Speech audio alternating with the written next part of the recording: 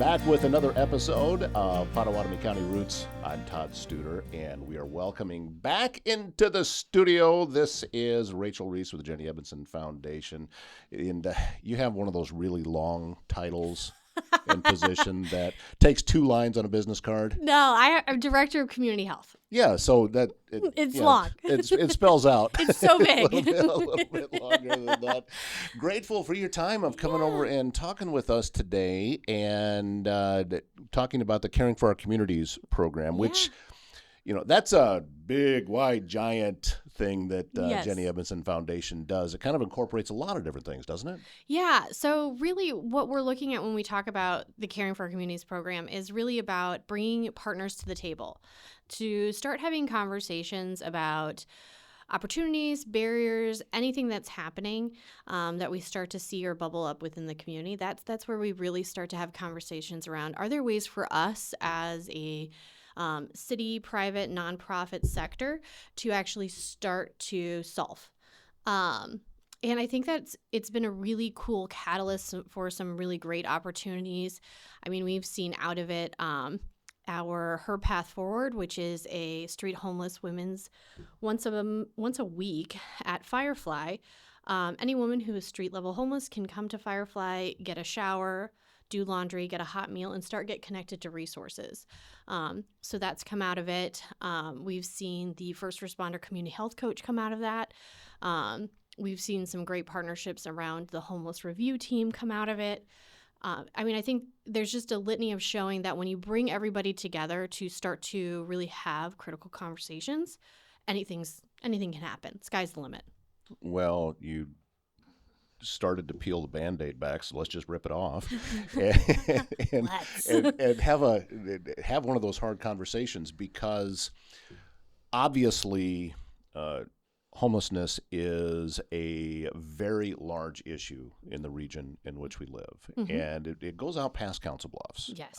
And oftentimes we, as a community or series of communities, we just want to look at something at face value or street level, if you will, and say, okay, well, this is what this means and this is what this is. And, somebody did something that put them there, so they should do something to take it, get them out of that situation. Not my fault, not my responsibility. Why should I have to deal with it? Right. And we hear that a lot. Yeah. I got a feeling we probably will see a lot of that in the comments here as we talk about this. But it is, not only is it never that simple, but it's not even close to that simple. I think when you get humanity involved, right? Like any of it, a simple human being, it gets complicated. It gets nuanced. And I think when we talk about street level homeless, that is a very nuanced population. You see people that have high mental health needs, high substance use, some people that have had multiple evictions. I mean, it can be anything and anybody. And some of them are even people that they're a couple, they don't want to be split up when they go to shelter, so they're living street level until they can pull together whatever they can pull together. And so that creates like almost a continuum of different population subtypes within that street level. Something that we've talked to with the partners and that we see even just beyond just our own community is this best practice and this movement towards name level data. And the understanding that if you don't know who the people are, if you don't have a name to the person, and you don't know who else they're working with, you're going to see a lot of duplication for services. You're going to see a lot of overlap. You're going to see a lot of missteps because everybody is kind of working against each other at that moment in time. So our goal over this next year that we started back in the end of 2025 is really get to an 85% accuracy in a name level list for street level homeless. So that way we can really understand that when we start to talk about who HOP is going out and seeing, who New Visions is going out and seeing, who Together is going out and seeing, or even who the Peer Center sees, and who even we see at our doors, that we start to have this common language of who these people are. And so that way then if they run into Joe Smith at their, let's say, HOP is doing an outreach and they run into Joe Smith, they can say, hey, dude, like, I know that you've been working with the community health worker Rachel over at Jennie Ed. Let's give her a call and touch base and see what else she needs, and if you guys need to set up a time to meet, or if she needs to come down here. I think it's starting to have those conversations where we work together a little bit more clearly, and we start to have that same common language of what does each organization need in order to make sure that the baton isn't dropped anywhere when we start down this path of getting people to stability. One of the most important things I'm hearing out of that is name level. Yes.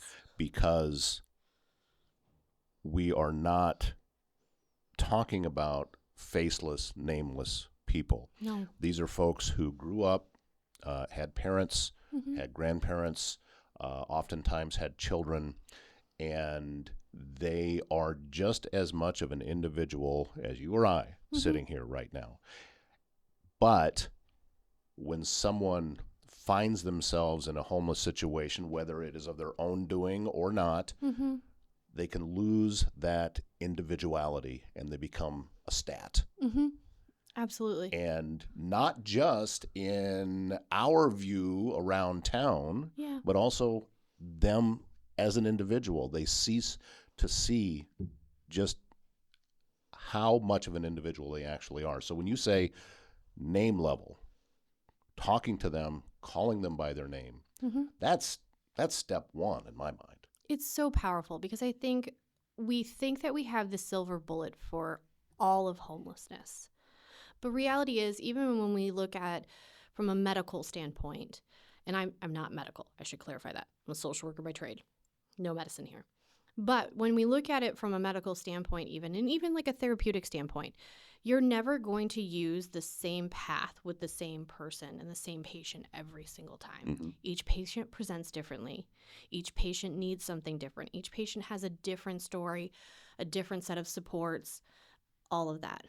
It's the same for people in homelessness. Not everything that we do is going to be cookie cutter with each of these people because they're individuals, because they have their own stories. And the amount of times that when I start talking to people about this name level list, they say, yeah, I have a buddy that I graduated high school from and he's homeless and we take care of him and we try to get him help and we try to get him connected, but there's nothing we can do. Or I have a friend and she is homeless now too. And I think reality is it touches all of us in some form or fashion, and we have to remember the humanity of it all. Like, these are people that have gone through some really hard times, and would we have navigated them the same way? Maybe not. But we still have to figure out how do we extend that hand and support them in that. I have told this story more than once on this show that it's been a couple of years ago now, and it was early in the morning, and from my home, I could see where a dumpster was. And it was about 6 a.m.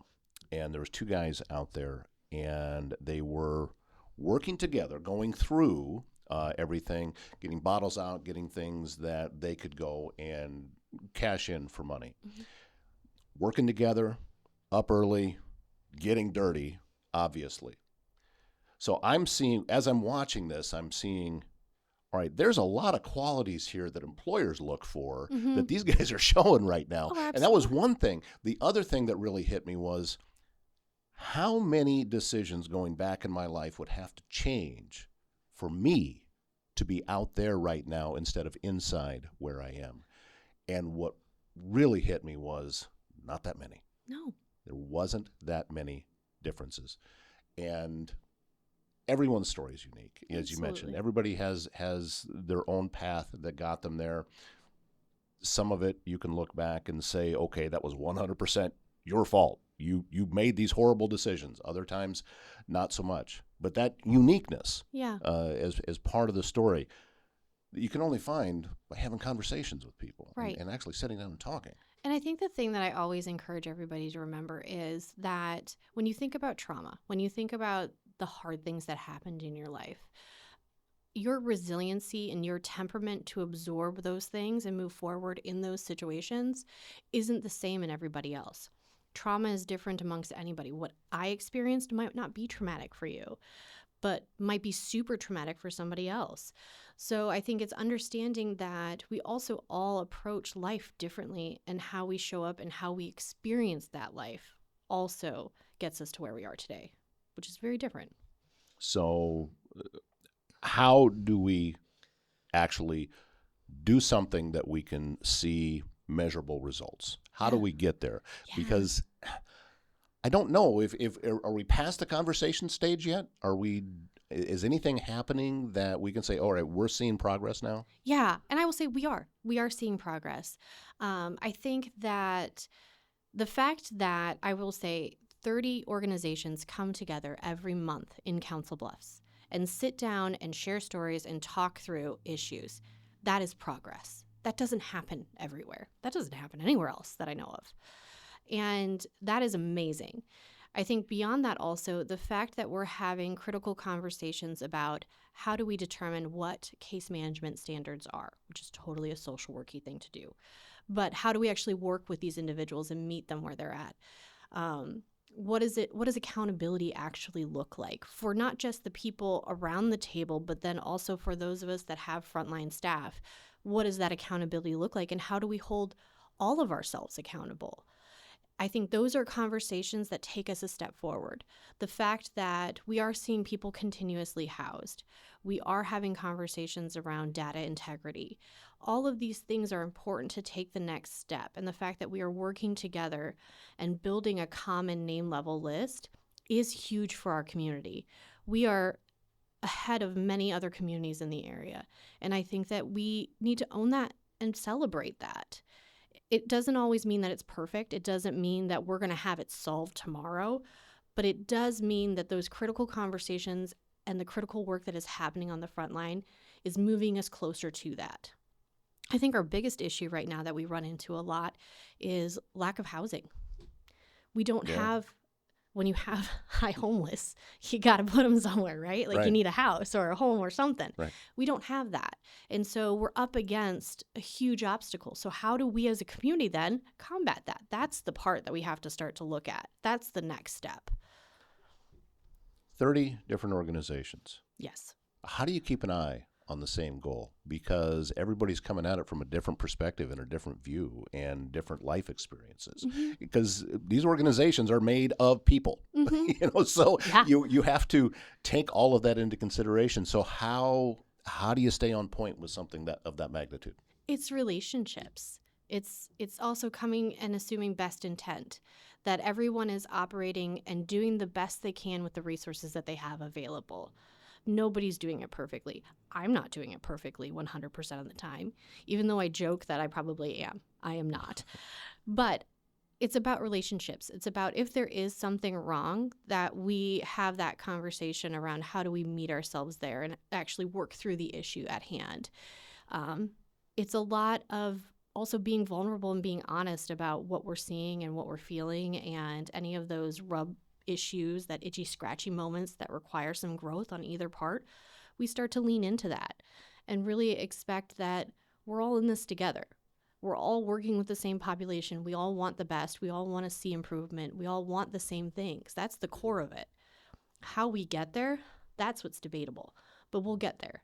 Not just that, but also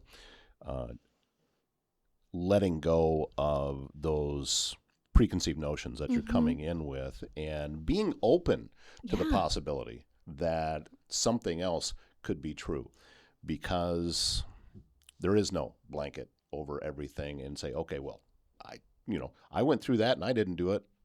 Well, yeah, but I did things that someone else didn't, that went through the same thing I did. I personally have this thing about not being willing to accept anything but perfection inside of myself. I've been dealing with this in therapy for a long time. Therapy's a beautiful thing, Todd. Yeah. But that's also a place to get to. I said, look, we can't be perfect. No. But progress isn't defined by perfection either. No. And I think that's the important piece, is like, I don't think Tara or I have ever stepped into a room with the idea and the notion that we know everything. We're just in the room to facilitate a conversation. It doesn't mean that we are the experts in any of this. And so if we have a misstep or we completely miss the mark on a conversation, like, I know that our partners know that they can come and have that conversation with us, right? There's a Brené Brown thing where her book where she talks about daring greatly. She talks about that, and I can't remember which poet wrote it. I think it was like a Roosevelt. Sounds like a Roosevelt, right? It says that basically if you're not willing to get into the arena with me and get your ass kicked in the arena with me, I don't care about your opinion. But these partners that are here at the table, that are doing the work, that show up day in and day out, that meet some of our hardest, most vulnerable people at their hardest, most vulnerable moments with compassion and empathy, they're in the arena getting their ass kicked. I care about what they think. I care about what they say. And I think when we lead from that space of, I want to hear genuinely what you're hearing and seeing, that opens up doors. That creates empathetic opportunities for us to really have really vulnerable conversations about what we're seeing and resources sharing. And what does that look like? Yeah, it is very easy to be critical and judgmental while standing on the sidelines. Yes. I actually had something pop up. You know how Facebook works. They like to throw things back at you that are anniversaries. And I don't know how So long ago rude. was it, about 9 years ago or something, that I made a post that having a social media account doesn't make you any smarter than the next person, but it does give you the opportunity to confuse your opinions with facts. 100%. Absolutely. And I'm guilty of it. I'm just as guilty as anyone. Absolutely. But to remember that, whether it be on this particular topic or another one, I think, because I said I'm going to make a T-shirt up that says I don't have facts, I only have opinions. And, I love that. I'll probably sell one to myself. You got to do what you got to do. Make a living.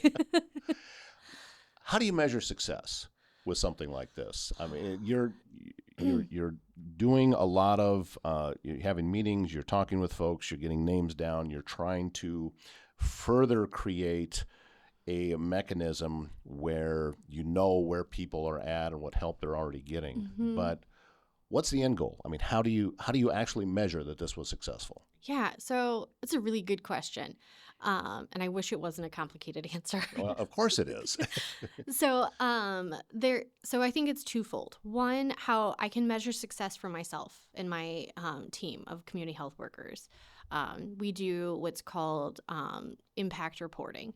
So I look at their entire caseload over a year, and I look at were ER visits decreased? Were inpatient visits decreased? Were EMS calls decreased? Were police calls decreased? What resources did we connect them to? Did we connect them to SNAP, Medicaid, all the things?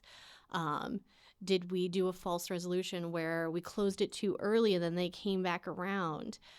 All of those things layered in together tell me a story of impact, that tell me, did we get this individual person to success and to stabilization? So that's one way that we can start to look at success. But that takes a lot of manual data and a lot of manual data pull and a lot of analyzing. The other way is that through Threshold Continuum of Care, which is the overseeing body for homeless services, they have indicators that showcase basically how the homeless system as a whole is doing. And there have been a lot of conversations around data integrity within that. And so I think with that, that also tells a story of success. Have we seen people come back into homelessness? I think right now the average is that after 2 years of being housed, we see a 34% rate coming back into homelessness. Really? Yeah. That's it? Yep. I thought that number would be higher. Nope.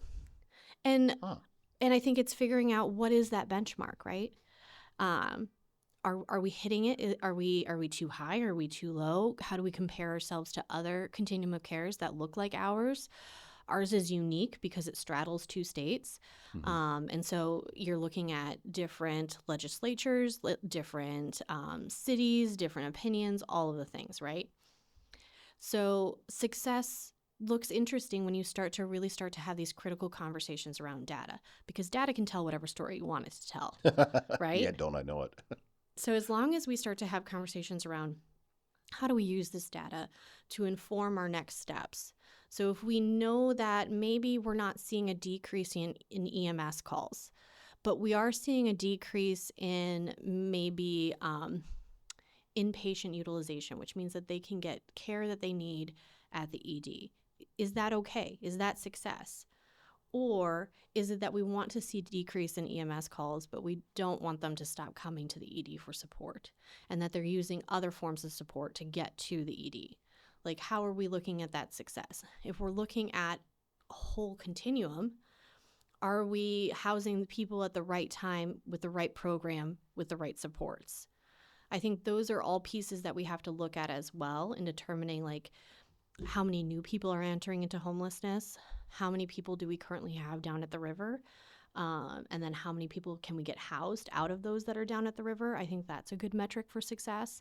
And I think it's having critical conversations around that, because just what I think is success might not be what matches up with the rest of our partners. And so having those open conversations around that as well is important. Yeah, I've talked with folks working in those communities and helping people get off the streets. And one of the things that keeps coming back up again is, if you've been on the street for a while, it changes hard. your brain chemistry. Yes. Because when you are consistently in survival mode, and you have to be, you can't get a good night's sleep ever, No. because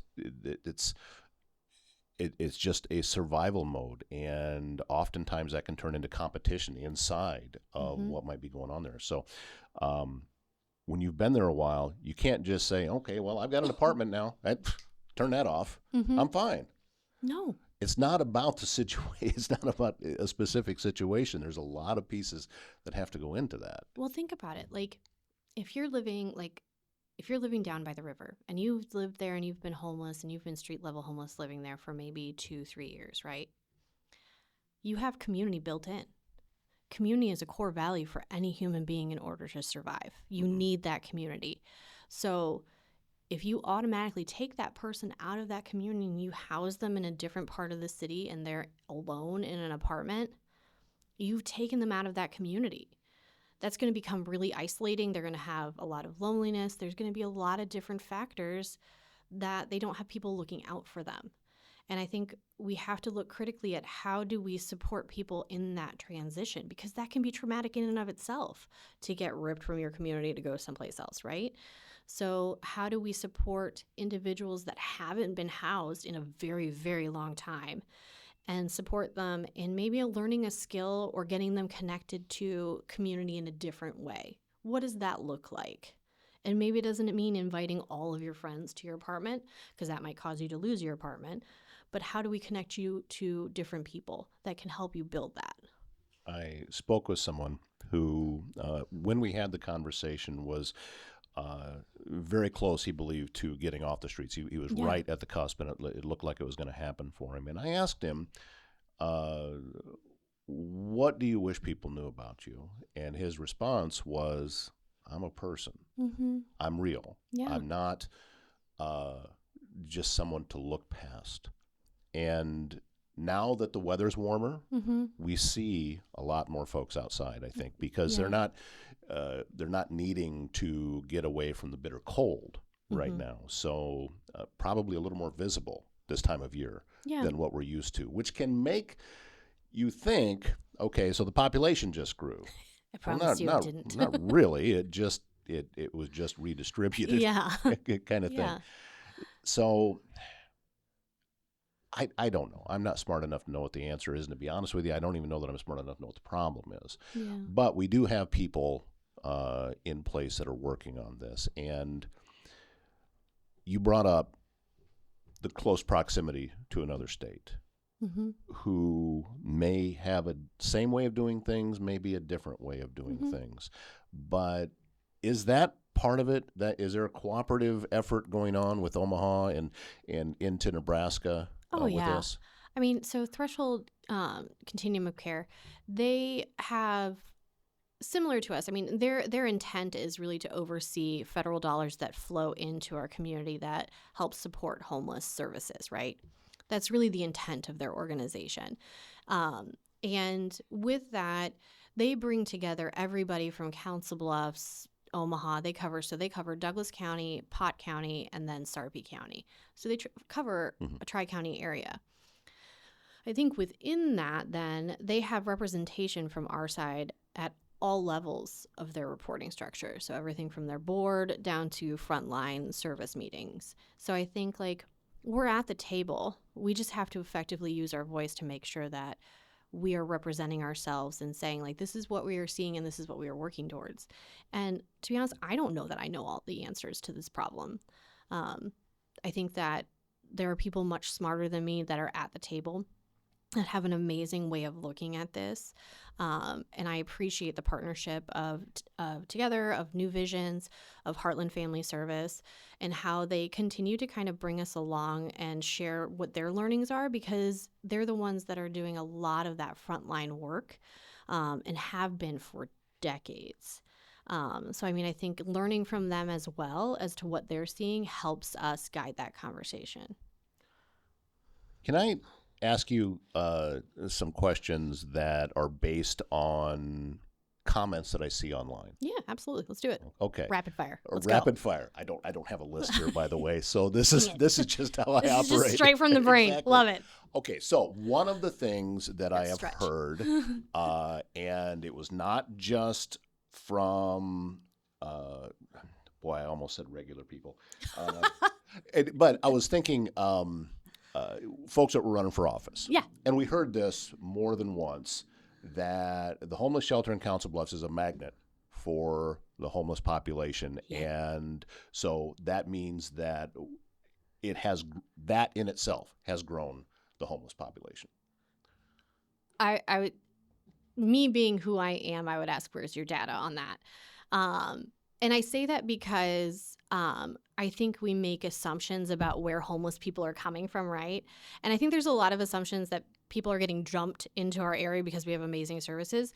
I'm not saying that we don't have amazing services. We have some rock star partners and services that are in this area. I don't know that people are purposely like picking up their phones and being like, ooh, let's go be homeless in Iowa instead of California. Like, I don't know that that's happening. I don't have the data to support that, right? I do know that it's a highly transient population. So I think from Omaha to Council Bluffs, because we even have that Bob Carey Bridge, Right. like people walk across the Bob all the time. And so I think there is probably some of that. We have seen some of that jumping around even from hospital to hospital. But whether or not they're coming here specifically for the services, we have less services per capita over here in Council Bluffs than what Omaha has. I don't know that that is actually what's happening. So for those people, I think I would question, what's your source? Cite your source. Show me your data. And let's have that conversation. Oh, I can answer for them. I know what my data is. My eyes. I see it. Yeah. Yeah, I can see that there's more people in the park, and there's more people on the park bench and different places. I can see it. I don't know that that means that there's an increase. I think what it means is that it's nice out and they're not freezing or they're not sweltering hot.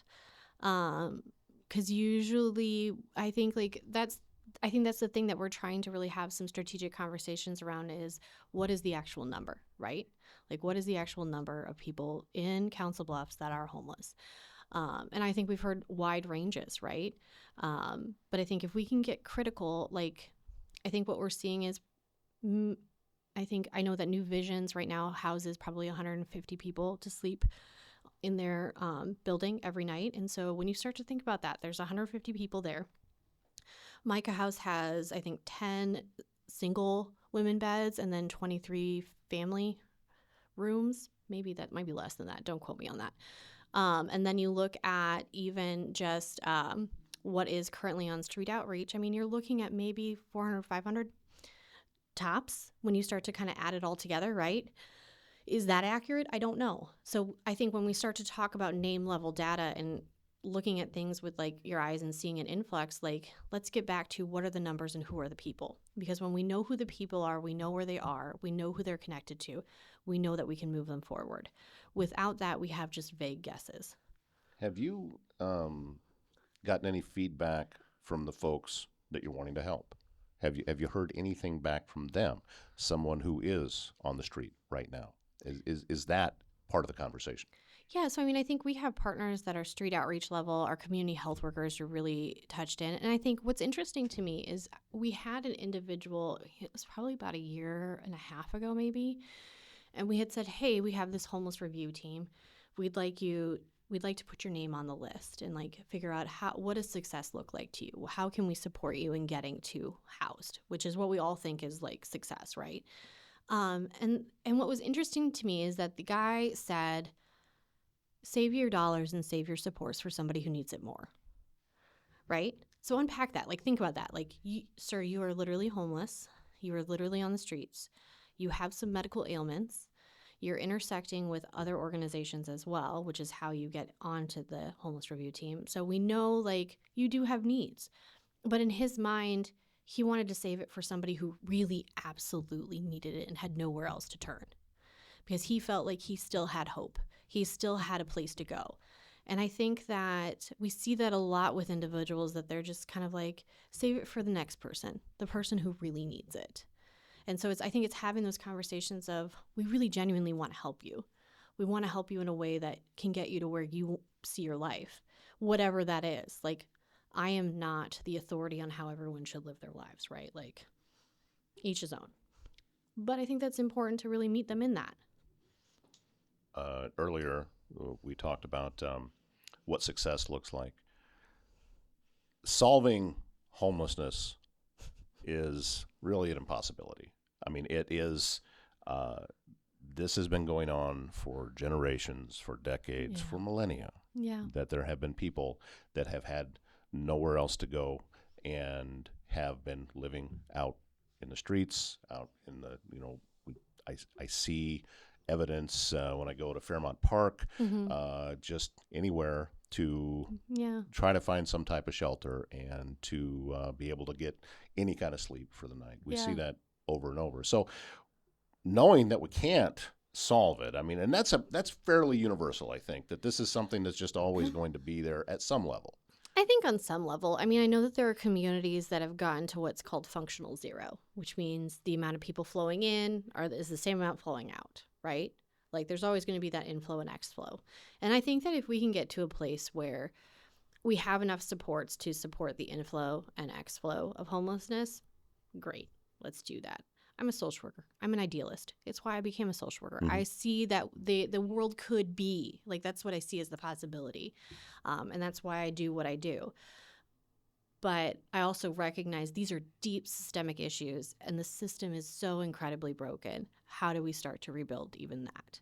And I think that is the hard part, and I can't do it alone. But in my little idealistic social worker world and brain, I need to believe we can end it in order to keep going. All right, yeah. So that is where you're at. You need to believe we can end it. Realistically, for you, yes, on this path that we're on, what do you see is out there? I mean, not hope. Yeah. What do you see is, okay, this is what we have the ability to achieve, because that is based on data that from the work that you have been doing, from the organizations that you've been working with, that where can we realistically get to? We can get to a space where we have housing for people that want it and need it. We do. We flat out do. We have some amazing organizations that we have seeing some amazing things coming on board, whether that's Heartland Family Service launching their CCBHC, or Heartland Family Service Sanctuary leading the charge around street-level homeless women and meeting them where they're at. I think continuing to connect people to mental health supports so that they know that they're not alone in their mental health illness is half the battle, right? Because I think for a lot of times, mental health had so much stigma around that. I think we see substance use, I think, critically really addressing how do we support people going through substance use disorders and how do we connect them to that supports. I think we have an opportunity to really look at how do we build a community that has the resources available to have people get help and get recovery in that substance abuse when they need it. So that opportunity is there. The partners that we have, I mean, even Micah House, taking on and supporting families that have high behavioral health children in their daycare. Like, that is a huge step to support families that are probably high needs, have just kids that they have nowhere else to go or what to do, right? I think it's amazing what they're doing there and how they're supporting families and women to get them to stability. I think the fact that everybody is willing to put ego aside and communicate and talk to each other with dignity and respect is a huge piece, because we're figuring out, how do we bring mental health into this? How do we layer on substance abuse supports? How do we layer in housing? How do we start to form partnerships with police and EMS, so we're having really critical conversations with the individual at the point that they're meeting the systems? I mean, I think like there's a ton of opportunity there that we're going to start seeing that momentum build and build and build till we get somewhere. I also think that, you know how passionate I am about the mental health industry. Absolutely. And with being in a situation where you are on the street and you are under constant stress about survival, that in itself will create mental health issues just on its own. Oh, yeah. Now, for some folks, I think that getting them out of that situation and on the correct path and with the right resources and with a new tribe, if you will, of folks that are around them, that in itself can be completely life-changing. And when you take out that negative stimulus that's going in all of the time, they'd be a brand new person. Absolutely. You can see that is a possibility. For others, it goes deeper than that, and something that very likely they may have been dealing with before all of this happened, maybe as they were still growing up. So as you said, a lot of different layers, and trying to figure out what is the path to help this particular individual has to be done on an individual basis, because there is no blood test for mental health. No. And I think like we have sort of a shortage of therapists, right? Oh, yeah. Like All Care, I was in a meeting with them and they were talking about how the wait time for someone to even get in takes a while, right? There's a wait list. It takes a while. I think like when we start to look even within the community what is available, I think that's why what's beautiful about what like NAMI is doing and Heartland Family Service with their CCBHC is like they have peer support that's there. So it's people that have gone through it and have been there and come out on the other side, might not be perfect, but are still working through it and can show people like, sometimes it's about the aspiration of knowing like, there's a person that's walked this path before me and they got to the other side. So maybe I can too. Well, and what that does, I was just thinking about this the other day, that it puts you mentally into the future. Because if you are talking with someone that's been down this path, that means they have walked a journey that I haven't walked yet. So I'm looking into the future as opposed to looking at the past, which is where depression lives.